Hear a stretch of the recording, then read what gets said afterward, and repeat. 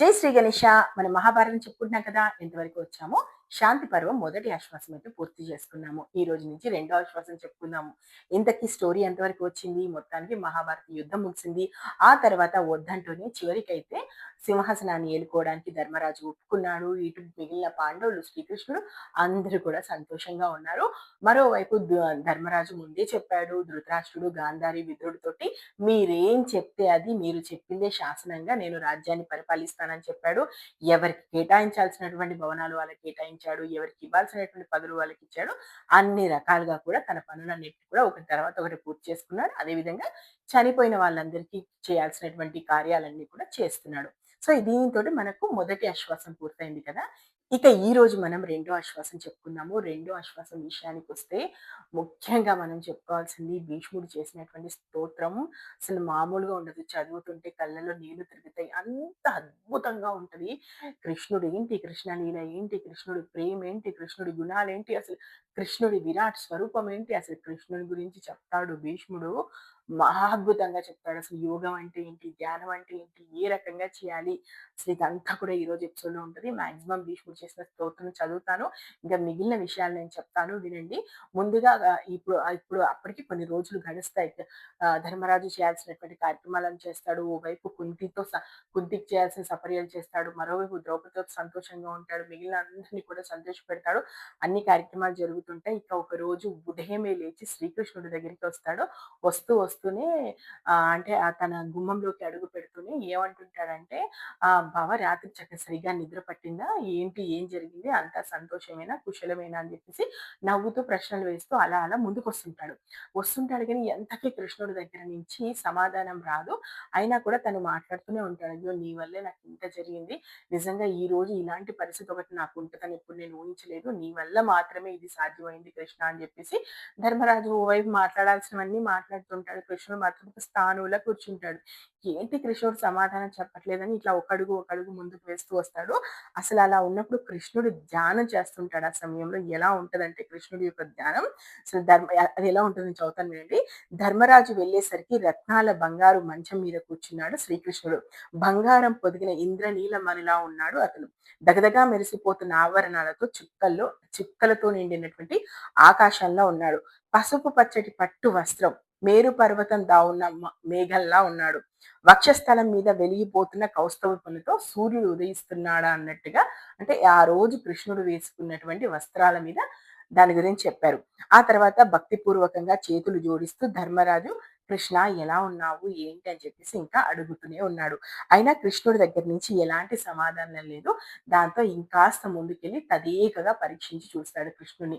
అప్పుడు కృష్ణుడు ఎలాంటి పరిస్థితిలో ఉంటాడంటే, పంచభూతాలకు ఆత్మ అయిన వాయువును బంధించి ఇంద్రియాలు మనసులోకి తీసుకొని, ఇంద్రియాలు మనస్సు బుద్ధిలోకి ఒదిగించి నాలుగో దారిలో ఉన్నాడు శ్రీకృష్ణుడు.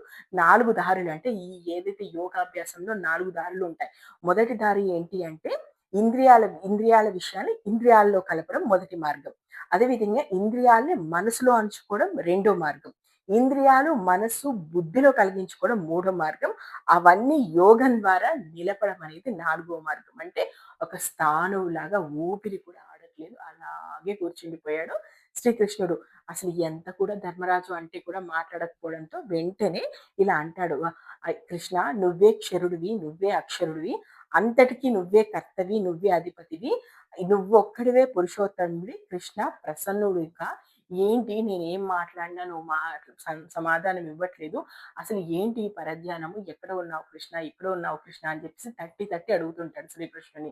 అప్పుడు మెల్లగా శ్రీకృష్ణుడు మందహాసం చేస్తూ అలా కళ్ళు తెరిచి చూస్తూ ధర్మరాజుతో ఇలా అంటాడు, ధర్మరాజా ఎక్కడ ఉంది నా మనసు అంటున్నావా, నా మనసు ఇప్పుడు భీష్ముడి దగ్గర ఉందయ్యా. అంపశయ్య మీద ఉండి కూడా నన్నే తలుచుకుంటూ నన్నే స్తుతిస్తూ ఉన్నాడు. ఆహా ఎంతటి గొప్పటి భక్తుడయ్యా ఆయన అని చెప్పేసి భీష్ముడి గురించి శ్రీకృష్ణుడు చెప్పినటువంటి మాటలు ఉన్నాయి, నేను చెప్తాను వినండి. భీష్ముడు నన్నే తలుచుకుంటున్నాడు. అతన్ని నవమాసాలు మోసి గంగాదేవి పేరు పడింది కదా. అతడు శిష్యుడైనందువల్ల పరశురాముడికి గురుత్వం వచ్చింది. అతడు శిష్యుడు అంతటి పరశురాముణ్ణి యుద్ధం చేసి 23 దినాల్లో ఓడించాడు కదా భీముడు. కాశీరాజు కన్యల కోసం అతడు చేసిన పోరాటం మామూలుదా? 4 వేదాలు, ధనుర్వేదము, మహాస్త్రాలు అతడి వేళ్ళ మీద ఆడుతుంటాయి కదా! అయ్యో! అంతటి భీష్ముడు ఇప్పుడు నన్నే తలుచుకొని ఉన్నాడు. ఆరిపోతున్న అగ్నిహోత్రంలా ఉన్నాడతడు. పరలోకం మీద చూపు పెట్టుకున్నాడు. ఇంద్రియాలు, మనసులో కలుచుకొని నన్నే తలుచుకున్నాడు. అంపశయమించి నన్నే శరణంటూ ఆశ్రయించి ముక్తి కోరుతున్నాడు. ధర్మరాజా విన్నావు కదా! అదిగో అలా కృష్ణుడి అది భీష్ముడి మీదకి నా మనసు పోయింది. భీష్ముడు వశిష్ఠుడి శిష్యుడయ్యా. జరిగింది, జరుగుతున్నది, జరగబోయేది అన్నీ ఆయనకు తెలుసు. అన్ని విద్యలకు ఆధారభూతుడతడు. అతడు అస్తమిస్తే లోకంలో చంద్రుడు అస్తమించినటువంటి చంద్రుడు అస్తమించినటువంటి రాత్రి ఎలా అయిపోతుంది కాబట్టి జ్ఞానం నీకు కావలసినటువంటి జ్ఞానం నువ్వు భీష్ముడి నుంచి తెలుసుకోవాల్సినటువంటి సమయం ఆసన్నమైంది. పద మనం భీష్ముడి దగ్గరికి వెళ్దాం అంటాడు. ఆ మాట వినగానే ఉన్న చోటే కూలబడిపోతాడు ధర్మరాజు. అవును నిజంగా భీష్ముడు అంతటి వాడు, అంతకంటే గొప్పవాడు వేరొకరున్నాడా? అయ్యో! ఆ మహానుభావుడు ఇప్పుడు అంపశయ్య మీద ఎంత కష్టాలు చేస్తున్నాడు. ఉత్తరాయణం కోసం కనిపెట్టుకొని ఉన్నాడు. పరబ్రహ్మ స్వరూపుడువైన నీ దర్శనం కోసం ఎదురు చూస్తున్నాడు. పద కృష్ణ పద మనం వెళ్దాము. నువ్వు వచ్చావంటే నాకు చాలా ధైర్యంగా ఉంటుందని చెప్తారు. వెంటనే సాత్వికిని పిలుస్తాడు కృష్ణుడు. సాత్వికి వెంటనే మన రథాన్ని సిద్ధం చేయి అంటాడు. ధర్మరాజు వెంటనే అర్జున, భీమ, నకుల, సహదేవుని పిలుస్తారు. మనము తాతగారి దగ్గరికి వెళ్తున్నాం, దానికి సంబంధించినటువంటి ఏర్పాట్లు చేయండి అంటారు. వెంటనే టకటక ఏర్పాట్లు జరిగిపోతాయి. కృష్ణుడి రథం ముందు వెళ్తుంటుంది, మిగిలిన పాండవులందరూ వెనకొస్తుంటారు. మరి చక్రవర్తి బయలుదేరుతున్నప్పుడు రావాల్సినటువంటి సైన్యం అదంతా ఉంటుంది కదా, వాళ్ళందరినీ అయితే ముందుగా వద్దని చెప్పేసి కేవలం మనమే వెళ్దాము అని చెప్పేసి వీళ్ళు మాత్రమే భీష్ముడి దగ్గరికి వెళ్తుంటారు. సరిగ్గా ఇక్కడ ఎప్పుడైతే కృష్ణుడు తనలో తాను రమించిపోతూ ఉన్నాడో ఆ సమయంలో అక్కడ మరి అంపశయ్య మీద భీష్ముడు ఏం చేస్తున్నాడో తెలుసా? ఆ సమయానికి అక్కడికి అంటే భీష్ముడి దగ్గరికి వ్యాసుడు, నారదుడు, దేవలుడు, దేవస్థనుడు, వాత్సుడు, వామదేవుడు మొదలైనటువంటి మహామునులందరూ ఆయన దగ్గరికి వస్తారు. ఆయన చుట్టూ ఆయన అంపశయ్య చుట్టూ కూర్చొని ఉంటారు. ఇక ఇప్పుడు గట్టిగా శ్రీకృష్ణుని నిష్ఠతో మనసులో నిలుపుకొని చేతులు జోడించి గంభీరమైనటువంటి కంఠస్థరంతో ఇలా స్తోత్రం చేస్తాడు భీష్ముడు. ఈ స్తోత్రాన్ని భీష్మరాజస్తవనం అంటారు. శ్రీకృష్ణుడిలోని నిర్గుణ మరియు సుగుణ తత్వాలు రెండింటినీ స్తుతిస్తూ అసలు కృష్ణ స్వరూపం గురించి చెప్తాడు. అసలు భీష్ముడు చెప్తుంటే చదువుతుంటే అలా ఒక్కసారిగా కృష్ణ మాయలోకి మనం వెళ్ళిపోతాం. నిజంగా అంత అద్భుతమైనటువంటి స్తోత్రం. దీనికి వాక్య అంటే ఇది ఇది చదవడం, చదివినా, విన్నా లేదా దీని గురించి తెలుసుకున్నా కూడా వాళ్ళకి ధనము చేకూరుతుంది, ఆయుష్ లభిస్తుంది, పరలోకం సిద్ధిస్తుందని స్వయంగా ఫలశ్రుతి శ్రీకృష్ణుడు చెప్పాడు. మరి అలాంటి దాని గురించి భీష్మ స్తోత్రం అనేది నేను చక్కగా తెలుగులోనే చదువుకుంటూ వెళ్తాను, వినండి. సో ఇలా అంటున్నాడు భీష్ముడు. శుచి హంసుడా శుచియత్తు పరాముడు అంటే హంసుడు అంటే సూర్యుడు, శుచియత్తు అంటే లోకాలు వెలిగించేవాడు, పరాముడు అంటే ఉత్తముడు, పరమేష్టి అంటే ఉత్తమ స్థానంలో ఉన్నవాడు అంటే శ్రీకృష్ణుడు రకరకాల పేర్లతో పిలుస్తూ అలాంటి పుణ్యమూర్తివైనటువంటి నిన్ను సేవిస్తున్నాను. మునులు దేవతలు స్వరూపం ఎరగని పురుష స్వరూపాన్ని నేను సేవిస్తున్నాను. దుఃఖాలకు ముందు అన్ని వేదాలు చెప్పగా పండితులు తెలుసుకున్న పుణ్యమూర్తిని నేను సేవిస్తున్నాను. పక్షికి పంజరంలాగా, ముత్యాల పేరుకు దారంలాగా, పువ్వుల దండకు నారలాగా ప్రపంచమంతటికి ఆధారభూతుడైనటువంటి శ్రీకృష్ణుని నేను సేవిస్తున్నాను. హరిని 1000 తలల వాణ్ణి, 1000 కన్నుల వాణ్ణి, 1000 పాదాల వాణ్ణి, వేద స్వరూపుణ్ణి, చిన్నవాళ్ళ కంటే చిన్నవాణ్ణి, పెద్దవాళ్ళ కంటే పెద్దవాణ్ణి, దయాళుణ్ణి నేను సేవిస్తున్నాను. అమృతమయుణ్ణి ఋగ్వేదము, యజుర్వేదము, సామవేదము, ఉపనిషత్తులు పొగుడుతున్న పురుషోత్తముణ్ణి నేను సేవిస్తున్నాను. సత్య స్వరూపుణ్ణి, భక్తితో తెలుసుకోదగిన వాణ్ణి నేను స్మరిస్తున్నాను. బ్రహ్మ కర్మలు, యజ్ఞాలు, వేదాలు రక్షించడం కోసం ఆరినిలో అఖిల దేవకి గర్భంలో పుట్టిన ఓ వాసుదేవ కుమారుడైనటువంటి నిన్ను స్థిర భక్తితో నేను భజిస్తున్నాను. ఒక్కడే 12 మూర్తులైనటువంటి బంగారు రంగు గర్భం ధరించి అతడి కన్నా సూర్య స్వరూపుణ్ణి, రాక్షస సంహారుణ్ణి, ఆ విష్ణుమూర్తిని నేను స్తోత్రం చేస్తున్నాను. ఇంక ఇలా చెప్తుంటాడు అసలు భీష్ముడు.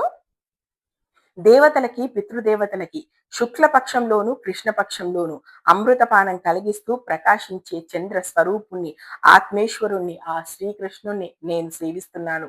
విశ్వ సృష్టి చేసి మునులు 1000 సంవత్సరాలు చేసిన మహాయజ్ఞంలో కశ్యప బ్రహ్మ కన్న గరుత్మంత స్వరూపుణ్ణి శ్రీకృష్ణుణ్ణి నేను తలుచుకుంటున్నాను. కనపడుతున్న క్షేత్రంలో అంటే కనపడుతున్నటువంటి క్షేత్రం అంటే శరీరంలో కనపడకుండా ఉండి వెలుగుతున్న ఆత్మస్వరూపుడైనటువంటి దామోదరుడైన శ్రీకృష్ణుని నేను సేవిస్తున్నాను. ప్రకృతి వికృతులను 16 వికారాలు పొంది ప్రకృతి వికృతత్వాన్ని పొందిన వాణ్ణి, మునులు చూసిన వాణ్ణి, సాంఖ్య స్వరూపుణ్ణి ఆ శ్రీకృష్ణుని నేను స్మరిస్తున్నాను. లోపల సంచరించే వాయువులు అణిచిపెట్టి సోమరితనం లేకుండా శాంతి దాంతి కలవాళ్ళు దర్శించే ఆత్మ అంతర్యామిని యోగ స్వరూపుణ్ణి పాల సముద్రంలో పవలించేవాణ్ణి ఆ శ్రీకృష్ణుని నేను సేవిస్తున్నాను.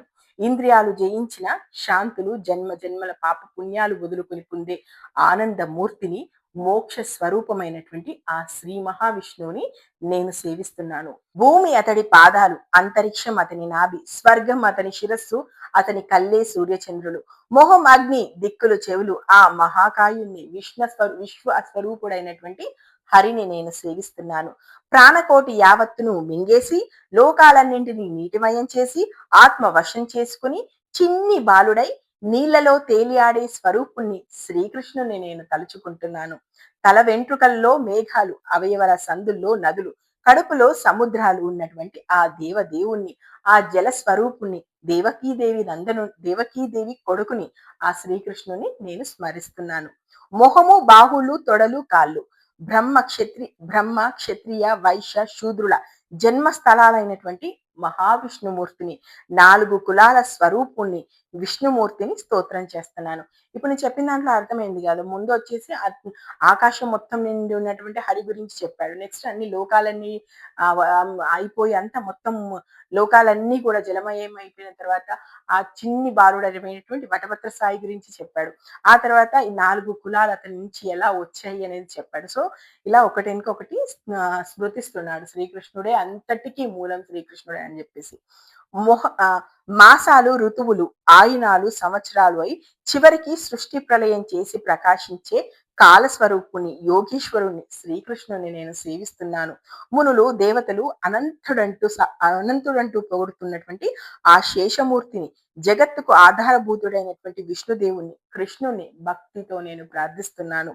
ఆదిత్యులు, మరుత్తులు, రుద్రులు మొదలైన దేవతలు 50 మంది అవయవాలైన దేవుణ్ణి, దేవస్వరూపుణ్ణి, కృష్ణుణ్ణి నేను వేడుకుంటున్నాను. అన్నింటిలోనూ అతడే ఉన్నాడు.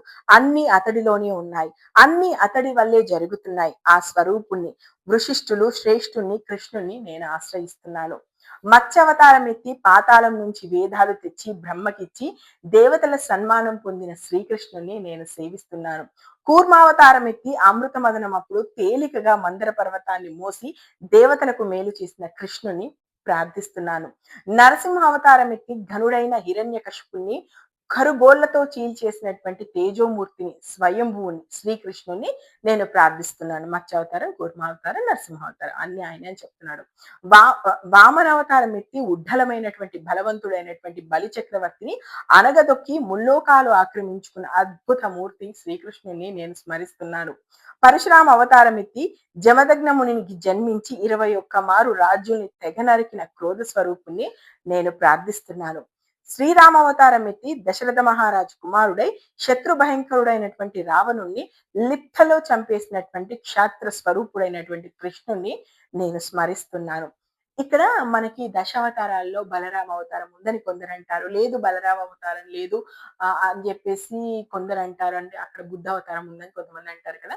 కానీ మహాభారతం ప్రకారం మనకి బలరామ అవతారాన్ని కూడా అవతారంలో అంటే దశావతారంలో జోడించారు. ఎందుకంటే ఇప్పుడు ఈ అవతారాలతో పాటు భీష్మ పితామహుడు బలరామ అవతారాన్ని కూడా చెప్తున్నాడు. బలరామ అవతారం ఎత్తి నాగలి రోకలి పట్టుకొని దయామూర్తివైనటువంటి రోహిణీదేవి కొడుకున తెల్లటి శరీరంతో మేఘం లాంటి వస్త్రాలు కట్టుకున్న శూరుణ్ణి ప్రాణుల కష్ట సుఖాలు విచారిస్తూ మనోభోగాలు అనుభవిస్తున్న దేవుడి కృష్ణుడిని నేను ప్రార్థిస్తున్నాను. అంటే బలరాముడే కృష్ణుడు, కృష్ణుడే బలరాముడు. దశావతారాల్లో బలరామ అవతారాన్ని ఒకటిగా మనకి మహాభారతంలో చేర్చారు. కృష్ణావతారం ఎత్తి క్రీడ కోసం యదువంశంలో వాసుదేవుడి కుమారుడై పుట్టి దుర్మార్గుని రాక్షసుని చంపి అర్జునుడికి సారథ్యం చేసి ముల్లోకాలు పొగిడేటట్టు దేవతలు మునులు సన్మానాన్ని స్వీకరిస్తూ భూభారాన్ని తొలగించి చక్రధరుని కృష్ణుని నేను ప్రార్థిస్తున్నాను. కల్కి అవతారం ఎత్తి కలికాలంలో చెడిన ధర్మాన్ని తిరిగి నిలపడం కోసం గుర్రమెక్కి మ్లేచ్చులందరినీ పూడ్చి పారేసే శుభ చరిత్రుడు కృష్ణుడిని నేను ప్రార్థిస్తున్నాను. సో రాబోయే కల్కి అవతారం గురించి కూడా స్మృతించాడు. ఎందుకంటే భీష్ముడికి అన్నీ తెలుసు కాబట్టి. ఆ తర్వాత నశించే ప్రాణకోటిలో నాశనం లేకుండా ఉండి వెలుగుతూ కర్మ సాక్షిగా ఉన్న సూక్ష్మ స్వరూపుడు స్థిర జ్ఞానమూర్తి అయినటువంటి కృష్ణుని నేను తలుచుకుంటున్నాను. పరమేశ, పుణ్యమూర్తి, సుబ్రహ్మణ్య, భక్తవత్సల, మహాదేవ, విశ్వప్రకాశ, కరుణ, హృషికేశ, వరద, నారాయణ, పుండరీకాక్ష, హిరణ్యనాభ, అన్ని లోకాలు నమస్కరిస్తూ పాద పద్మాలు కలవాడ, యజ్ఞ స్వరూప, అచ్యుత, అమృత స్వరూప, జోహారు నీకు జోహారు. నన్ను దయచూడు ప్రభు. అవిసి పువ్వు రంగు పట్టు వస్త్రం ధరించి నిన్ను తలుచుకున్న వాళ్లకు ఎప్పుడు ఎక్కడ ఎందులోనూ భయముండదంటారు. సర్వ శుభాలకు నువ్వే కదా ఆధారం. అవిస పువ్వు రంగులో అవిస పువ్వు రంగులో ఉన్నటువంటి పట్టు వస్త్రం అంటే శ్రీకృష్ణుడికి చాలా ఇష్టం అంట. మంగళమూర్తి విష్ణుదేవుడు, మహామంగళమూర్తి మధువైరి మధువైరి, మంగళమూర్తి శ్రీకృష్ణుడు, సర్వమంగళమూర్తి గరుధ్వజుడు, నారాయణుడు, అతని పాదాలే పరబ్రహ్మం, పరమపదం, సత్యం, తపస్సు. అవి పూజించిన వాళ్ళకి ధర్మం, అర్థం, కామం, మోక్షం 4 పురుషార్థాలు సిద్ధిస్తాయి. అగ్నిహోత్రం విష్ణు స్వరూపం, హవిస్సు విష్ణు స్వరూపం, అగ్నిహోత్రం విష్ణు స్వరూపం, హవిస్సు విష్ణు స్వరూపం, అంతా విష్ణు స్వరూపంగానే చూస్తున్నాను. అంచేత ఎక్కడా కల్మషమే కనబడం లేదయ్యా నాకు. కృష్ణ కృష్ణ నిన్నే శరణు వేడుతున్నాను. నీ భక్తుణ్ణి, మోక్షం కోరుతున్నాను. నన్ను దయచూడు తండ్రి. నాకు ఏది మేలైన చోటో అది ప్రసాదించు ప్రభు. తపస్సుకి విద్యకి ఆధారమైన వాణ్ణి, చావు పుట్టుకల లేని వాణ్ణి, యజ్ఞ స్వరూపుడైనటువంటి శ్రీకృష్ణుణ్ణి వాగ్మయ యజ్ఞంతో పూజించాను. ఆ జనార్దడు నా భజనతో ప్రీతుడు కావాలి. ఇలా ఎంతో స్తోత్రం చేశాడు భీష్ముడు. శ్రీకృష్ణుని పూజించాడు. నమో కృష్ణ నమో నమ కృష్ణాయ అంటూ కృష్ణుడికి నమస్కారం చేశాడు. అలా తొలవంచి భక్తితో మొక్కాడు. భీష్ముడు చేసిన ఈ స్తోత్రం అత్యంత శ్రేష్టమైంది. మునులే పొగిడింది. ఇది అమృత సముద్రం వంటిది. ముక్తి కలిగిస్తుంది. ఉత్తమోత్తమైనటువంటి ఈ స్తోత్రం చదివినా, విన్నా, రాసినా సిరి, ఆయువు, కీర్తిని కలిగిస్తుంది. సో ఇది భీష్మ స్తోత్రం. అసలు మరి ఇలా ఉన్నటువంటి భీష్ముడి దగ్గరికి శ్రీకృష్ణుడు, పాండవులు ఎప్పుడు వచ్చారు? వాళ్ళతో ఏం మాట్లాడారు? ముఖ్యంగా ధర్మరాజుకు భీష్ముడు చెప్పినటువంటి మాటలు ఏంటి? కృష్ణుడు భీష్ముడితో ఏం మాట్లాడాడు ఏంటి అనేది మనం రానున్న ఎపిసోడ్స్ లో చూద్దాం. నేను మహాభారతం ఉన్నది ఉన్నట్టు బుక్ చదువుతూ మీకు చెప్పే ప్రయత్నం చేస్తున్నాను. మీకు నచ్చితే ఆశీర్వదించండి. మహాభారతంలో ఇప్పటి వరకు ఏం జరిగిందో తెలుసుకోవాలనుకుంటే మన ఛానల్కి వెళ్ళండి. మహాభారతం ప్లేలిస్ట్ ఉంది, చూడండి. Thank you. జై హింద్.